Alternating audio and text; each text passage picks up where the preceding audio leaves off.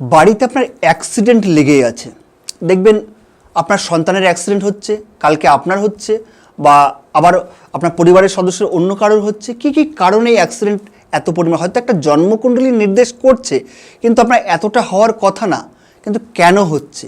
এটার মূল কারণ হচ্ছে বাড়ির যে সাউথ ইস্ট, এই দক্ষিণ পূর্ব দিকে যদি আপনি জলের রিজার্ভার ট্যাঙ্ক করে রাখেন, বা এখানে যদি আপনার জলের বোরিং করে রাখেন, ওভারহেড জলের ট্যাঙ্ক যদি সাউথ ইস্টে থাকে, তাহলে কিন্তু আপনার এই অ্যাক্সিডেন্টের প্রবণতা কিন্তু বাড়তেই থাকবে।